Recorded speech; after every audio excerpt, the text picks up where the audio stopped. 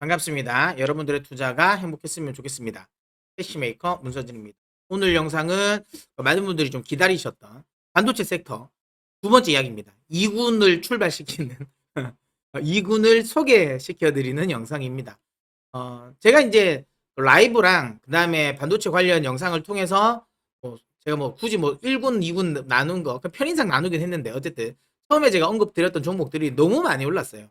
대표적으로 한미 반도체, 그다음에 HPSP, 그다음에 ISC, 그다음 레이크 머티리얼즈, 그다음에 인텍 플러스, 그다음 이수페타시스 이런 식으로 해서 좀 1군으로 제가 초반에 이야기했던 종목들이 너무 많이 올라서 반도체에 관심은 가지고 있는데 이들 종목을 사기에는 너무 부담스럽다 하시는 분들이 많으셔서 그러면 지금 시점이라도 좀 잡아볼 만한 종목이 어떤 종목이 있을까라고 생각을 해서 제가 또 2군 종목을 또 한번 추려봤습니다. 아까 방금 이야기 드렸던 그 1군 애들보다 아주 명확한 수혜주는 아니지만 그래도 포텐이 터질 수도 있는, 그러니까 이제 2군이 그렇잖아요. 아까 방금 이야기한 것처럼 이 콜업을 했는데 얘가 어떻게 터질지 누가 터질지는 사실 모르죠. 그런 거니까. 그런 종목들도 포텐이 숨어있는 종목들도 있을 수 있으니 제가 여러분들에게 좀 이야기를 좀 드리고, 제가 언급 드린다고 해서 이 종목들이 무조건 오른다, 그 다음에 무조건 급등한다, 아니면 무조건 사셔라, 이거는 아니고요. 반도체 섹터를 투자를 하고 싶은데 고민하시는 분들 중에 종목 고민을 제가 좀 덜어드리려고 하는 거예요. 다시 한번 얘기하지만 제가 처음에 이야기했던 1군 종목들이 반도체 섹터의 대장주는 맞다. 하지만 지금 제가 오늘 소개시켜드린 2군 종목도 나름 포텐이 다 있기 때문에 언제 어떻게 터질지 모르니 공부해보시고 또 괜찮은 종목 있으면 한번 잘 투자에 참고하셨으면 좋겠다, 이렇게 이야기 드리도록 하겠습니다. 자, 그러면 일단 먼저 종목을 공부하기 전에 왜 그러면 반도체 계속 이야기가 하냐라는 건데, 이것도 제가 앞서 반도체 이야기를 할 때 다 설명을 드렸지만 그래도 혹시라도 못 들으신 분들 위해서 간략하게만 더 설명을 드려보자면, 사실 시장에서 좀 관심이 없었던 섹터였는데 이 재고를 털어낼 수 있는 수요처가 생긴 거죠.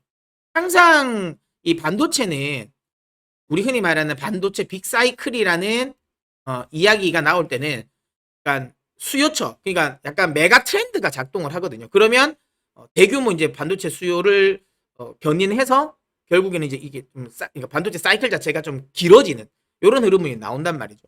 이번에는 이걸 AI라고 보면 됩니다. 예전에는 다들 아시는 것처럼 제일 처음 이제 스마트폰이었죠. 예.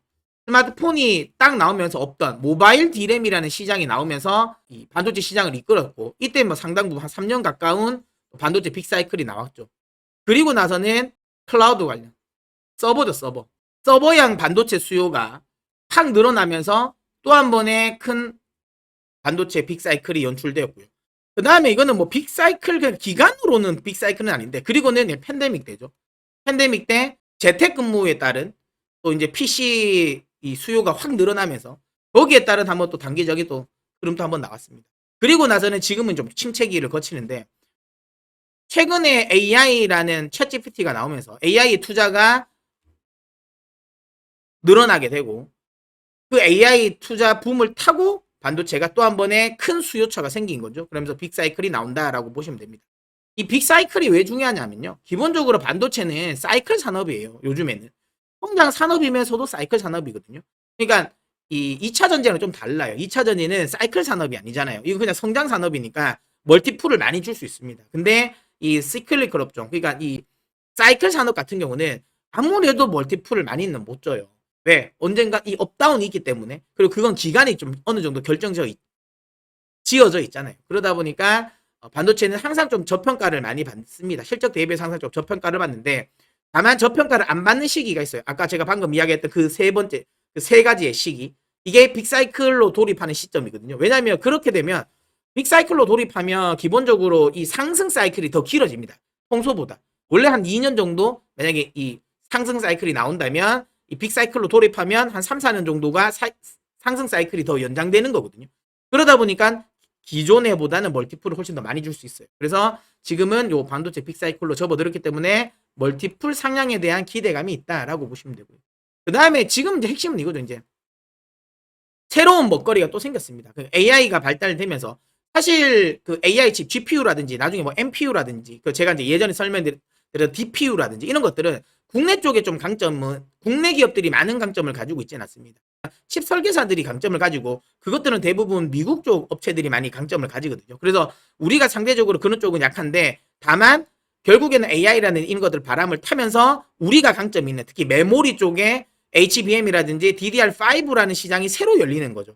이게 열리면서 국내 쪽도 특히 하드웨어 쪽에 수혜가 많이 되기 때문에 국내 이 반도체 투자에 꽤 괜찮은 먹거리가 생겼다라고 보시면 됩니다. HBM 시장 자체가 굉장히 이제 커졌다라고 보시면 되고요. 이게 지금 시장의 예상은 연간 50% 이상 상승하는 시장이에요. 어마어마하죠. 50% 이상 상승하는 시장이고 그렇기 때문에 엄청난 성장성을 보이고 있다. 그리고 지금 AI와 관련된 핵심 메모리다라고 생각하시면 돼요. 그래서 이쪽과 관련된 연결고리가 있는 애들을 좀 투자를 해야 되겠다라는 거고요. 또 하나는 이 DDR5. DDR5가 개발된 지는 오래됐죠. 근데 이 DDR5를 실제로 사용할 일이 없었어요. 비용도 비싸고 굳이 이걸 쓸 필요가 없나? 그런 거였는데 이 AI가 나오면서 DDR5가 많이 각광을 받을 수밖에 없죠. 왜냐하면 AI 같은 경우는 열을 많이 발생하고 전력을 많이 먹잖아요. 그러다 보니까 전력 관리가 굉장히 중요합니다. 그래서 저전력 반도체를 많이 쓰는데 지금까지 반도체가 그러니까 DDR4 같은 경우는 자체적으로 그러니까 메모리 칩 자체에 전력 관리 시스템이 없어요. 대부분 마더보드에서 PMIC가 이제 이 전력 관리를 했거든요. 근데 DDR5는 DDR5 자체적으로 그 메탈 파워 인덕터가 달려 있죠. 그러니까 메모리 자체에서 이 전력 관리가 가능하거든요. 그러다 보니까 저전력 반도체입니다. 그래서 AI 그러니까 서버용으로는 DDR5가 요즘에 많이 비싸도 많이 쓰인다라고 보시면 되고요.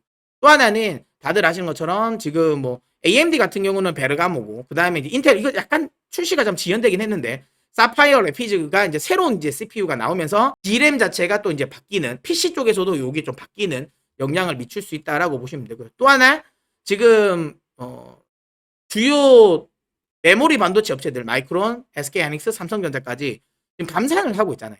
지금 시점에서 DDR4를 많이 감산을 할까요? DDR5를 감산을 많이 할까요? 당연히 재고 조정할 때 감산을 많이 하는 건 DDR4입니다. 그러다 보면 점점점 DDR4의 어쨌든 재고는 빨리 줄어들고 생산은 줄겠죠. 그러면서 이 자리를 DDR5가 치고 나올 가능성이 높죠. 그렇기 때문에 DDR5는 예전부터 계속 DDR5로 전환 이야기가 계속 나왔거든요. 한 2년 전부터 계속 나왔어요. 근데 실제로 전환이 안 됐는데 이번에는 정말 실제로 전환이 된다라는 거. 그렇기 때문에 이 DDR5와 관련된 종목도 우리는 관심권에 두고 봐야 된다라고 일단 이야기 드리도록 하겠습니다. 그래서 제가 이제 이거를 나눠본 건 이겁니다. 기본적으로 그러면 지금 시점에서 어떤 섹터를 공략을 해야 되냐라는 건데요. 저는 신구중이라고 이야기를 좀 드려보도록 하겠습니다. 신기술과 관련된 종목, 그 다음에 구기술과 관련된 종목, 그 다음에 중국향 관련 종목, 요렇게 요 신구중에 좀 집중을 하는 게 맞지 않을까라는 생각을 하고요. 뭐 신기술은 여러분도 다들 아시는 것처럼 뭐 우리 하이브리드 본딩이라든지 TC 본딩이라든지 이런 본딩 시스템들. 그러니까 지금 이 메모리 반도체가 계속 적층을 하잖아요. 그 과정에서 그리고 또 이종끼리도 붙이고 있잖아요. 패키징, 어드밴스드 패키징이 지금 발전되면서 그러면서 본딩 기술이 굉장히 좀 중요해졌습니다. 그 과정에서 지금은 뭐 카파 투 카파라고 해가지고 뭐 하이브리드 본딩까지도 넘어가고 어쨌든 본딩 시스템이 계속 바뀌고 있다라는 거. 그런 거에 관련된 뭐 수혜주. 뭐 대표적으로 이거 원래는 뭐 아시겠지만 1군에서 한미 반도체가 여기에 이제 속한다고 보시면 되는데 아무튼 그런 본딩 시스템이 바뀌는 거에 또 수혜가 되는 종목도 관심을 가져야 되는 거고요. 그 다음에 여기에 또 중요한 건 여러분들도 요즘에 이거 엄청나게 많이 이야기 들어보셨죠? TSV, HBM 같은 경우도 메모리 반도체를 많이 적층을 합니다. 원래는 와이어로 이렇게 IO라고 해가지고 인풋 아웃풋 그러니까 데이터가 전송되고 들어왔다 나왔다 하는 길이라고 생각하시면 돼요. 그 IO가 원래 이제 와이어로만 했는데 이게 이제 워낙 이제 고도화가 되다 보니까 그 와이어로는 제대로 된 이 성능을 발휘를 못하는 거예요. 그러면서 그 이제 마이크로 솔더볼 그러니까 솔더볼까지 갔다가 최근에는 이것도 안 되겠다 해서 아예 그냥 구멍을 뚫어 버리는 거죠. 구멍을 뚫어서 이제 길을 내는 겁니다. 쉽게 말하면 와이어 같은 경우는 이렇게 계단식으로 내려왔다면 TSV 같은 경우는 메모리 반도체에 구멍을 뚫어서 거기에 이제 길을 내는 거죠. 그 엘리베이터를 내는 겁니다. 그러다 보니까 굉장히 거기에 이제 IO를 많이 만들 수 있고 그러다 보니까 데이터 처리 속도가 빨라집니다. 그래서 요즘에는 TSV를 많이 사용한다. 그래서 이 TSV가 관련된 또 종목들도 관심을 가져야 된다라고 생각하시면 되고요. 물론 뭐 계속 이야기지만 여기서 말하는 모든 것들은 대부분 다 글로벌 1위는 네덜란드의 배시라든지 그 다음에 미국의 KLA 그 다음에 일본의 디스코가 여기에 관련돼서는 가장 큰 수혜를 봅니다. 그래서 혹시라도 해외 주식을 하시는 분들은 그 종목을 사시면 돼요. 근데 그들 종목들도 굉장히 많이 올랐거든요. 근데 이제 내가 해외 주식을 안 산다라고 하시는 분들은 이제 국내 쪽을 찾아야 되는데 여기 어쨌든 또 다 수혜가 되는 애들이 또 한미 반도체긴 하거든요. 그래서 한미 반도체는 근데 이미 1군이라서 지금은 이제 못 사니까. 근데 한미 반도체 제외하고도 관련 종목들이 있으니까 뒤에 또 설명해 드릴게요. 아무튼 그것도 한번 관심 가져볼 만하다라고 보는 거고요. 그 다음에 다들 하시는 것 HBM, 그 다음에 DDR5 요건 신기술 관련 종목이고, 그 다음에 구기술은 이거예요. 딴 게 아니라 말 그대로 그냥 원래부터 있었던 이 반도체 소재, 뭐 부품 요런 애들입니다. 결국에는 반도체 업황이 살아나면 그만큼 비트가 늘어나잖아요.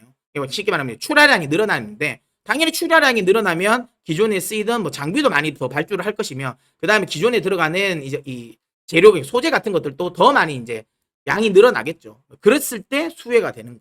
어차피 전공정 쪽이든 후공정이든 어차피 기존에 하던 건 또 다 해야 되거든요.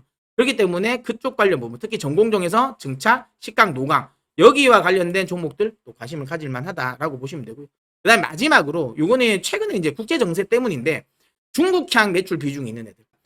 중국에게 그런 관련 종목, 그런 장비를 수출하는 애들이 수혜가 될 수 있습니다. 물론 이거는 이제 약간 정치적으로 좀 보긴 해야 돼. 약간 리스크는 있을 수 있습니다. 왜냐면 미국이 18나노 관련 이 기술 장비도 수출하면 안 되라고 해버리면 조금 문제가 될 수 있겠지만 지금 현재 분위기는 그러진 않을 것 같거든요. 그렇다면 어쨌든 미국과 관련된 부분만 크게 문제가 되지 않으면 이런 애들이 오히려 특수를 누릴 수 있다. 이렇게 보시면 됩니다. 그래서 중국 향과 관련된 매출이 있는 애들 요렇게 세 섹터를 매매를 하시면 저희가 보기에는 꽤 괜찮은 흐름이 나오지 않을까라고 생각을 합니다.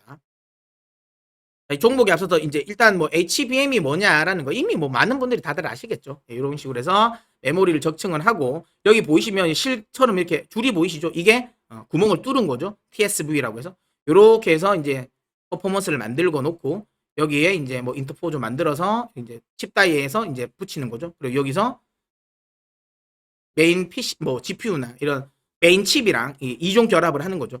요 과정에서 이제 본딩 시스템이 좀 중요하거든요. 뭐냐면 지금 TC 본딩이라는 본딩도 뭐 종류가 많습니다. 지금 현재 이제 본딩 같은 경우는 오븐으로 쉽게 말하면 오븐이에요. 열 처리를 하는데 열 본딩인데 아까도 이야기했지만 만약에 이 물질이 같은 성질의 물질이면 동일한 온도에서 지금처럼 그냥 열 본딩을 해도 돼요. 오븐기에 넣어서 열 본딩을 해도 됩니다. 왜냐하면 팽창 계수나 이런 것들이 다 동일할 거니까. 근데 지금 아까도 얘기했지만 최근에 어드밴스드 패키징에서는 이종 간의 결합을 많이 하잖아요. 그래서 물질의 성질이 달라요. 그러다 보니까 동일한 예를 들어 그러니까 열 본딩을 해버리면 이게 문제가 생깁니다. 그래서 이거를 이제 안 하기 위해서 하는 게 요즘에 이제 TC 본딩이라고. 그러니까 이종 간의 이 결합이 될 수 있게 본딩을 하는 시스템인데 이걸 한미 반도체가 한다라고 보시면 되고요. 다만 한미 반도체가 하는 이 TC 본딩 말고도 최근에는 물론 이런 HBM 쪽에서는 그러니까 TC 본딩이 지금 대세긴 한데 이거 아닌 것 같은 경우는 뭘 하냐면 레이저 본딩도 합니다. 뒤에도 설명을 드릴게요. 그런 식으로 해서 레이저 본딩과 관련된 부분에 있어서의 종목들도 또 관심을 가져볼 만하다라고 보시면 되고요. 어쨌든 HBM은 이렇게 생겼고 이게 지금 하이닉스가 하지만 삼성전자도 이쪽으로 계속 좀 따라가고 있다. 이쪽 흐름 자체는 굉장히 커질 수밖에 없다라고 보시면 됩니다.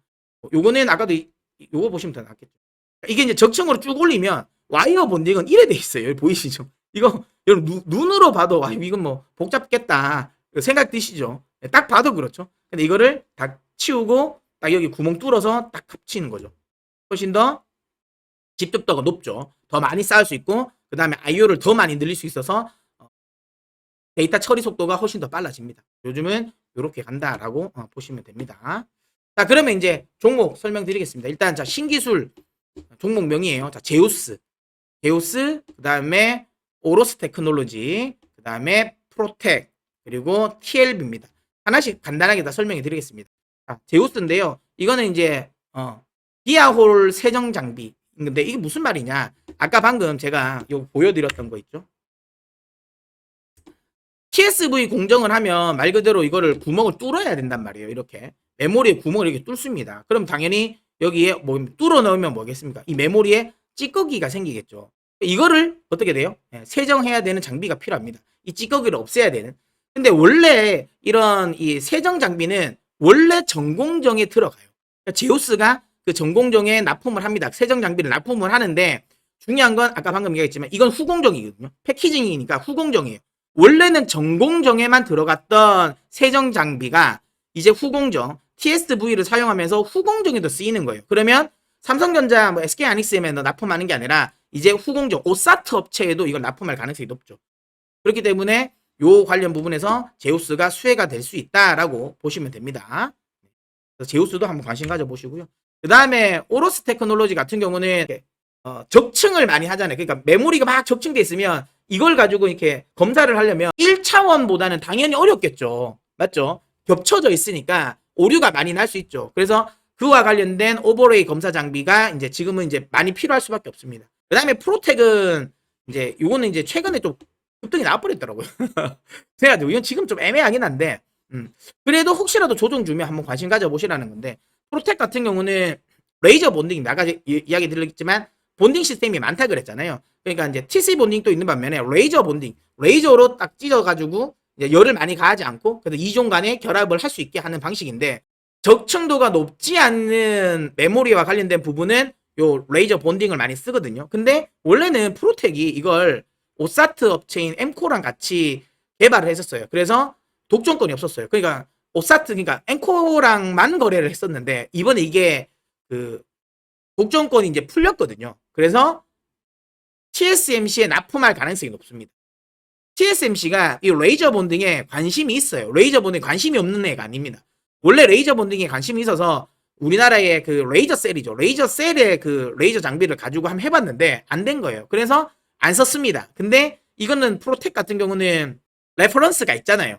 그렇기 때문에 프로텍의 이 레이저 본딩 장비를 발주할 가능성이 좀 높아 보여요. 그래서 이 프로텍과 관련된 부분은 그런 본딩과 관련된 부분에 있어서의 수혜가 된다라고 생각이 들고 관심 한번 가져보시고요. 그 다음에 TLB 같은 경우는 기판 업체인데 서버용 DDR5 전용 기판을 어쨌든 주력으로 생산합니다. 이것도 여러분 딱 보셔도 아시겠지만 DDR5 시장 자체가 커져요. 이게 기본적으로 AI 이 서버 같은 경우는 일반 서버보다 메모리를 6배나 더 많이 넣어야 돼요. 그렇기 때문에 굉장히 많이 쓰이고 AI 서버 같은 경우는 DDR4가 아니라 DDR5가 많이 쓰일 수밖에 없거든요. 그렇기 때문에 이 서버용 DDR5 기판을 주력으로 생산하는 TLB 역시 수혜가 될 수 있다. 그 다음에 이제는 뭐 좀 쉬운 겁니다. 전반적으로. 자, 구기술 뭐 기존에 하고 있는 거 그대로 하는 건데 개인적으로 저는 이렇게 한솔케미칼, 동진세미캠, 펨트론은 좋아하는데 이 펨트론은 제가 라이브에서 지난주에 이야기 드렸죠. 근데 이미 지금 올라버렸어요. 그래서 요거는 근데 여러분들이 조정 주면 여러분들이 보시고 하시면 될 것 같고요. 제가 후공정이 되게 중요한데 우리나라는 오사트 업체들이 패키징이 약하다. 그래서 결국은 테스트 아니면 검사 쪽으로 가야 된다라고 이야기 드려서 제가 파크 시스템즈나 ISC 그리고 인텍 플러스를 많이 강조를 드렸잖아요. 그런 관점에서 본다면 이제 그는 괴열랑 같이 합니다. 그래서 이제 검사 장비라고 보시면 되고요. 펨트론 같은 경우도 3D 검사 장비, 얘는 또 2차 전지 관련 검사 장비도 하기 때문에 일단 포텐은 좀 있다라고 보고 그 다음에 동진스 MK 이거 뭐 두말하면 뭐 하겠습니까? 우리나라 이제 반도체 소재 관련 부분에서 기술력이 뛰어난 기업이고요. 한점은 하나밖에 없어요. 회사가 회사 오너가 IR에 너무 관심이 없습니다. 본인 회사의 주가에 거의 신경을 쓰지 않아요. 그래서 IR도 잘 안 하죠. 그러다 보니까 좀 아쉽다. 하지만 결국은 그 찐은 맞거든요.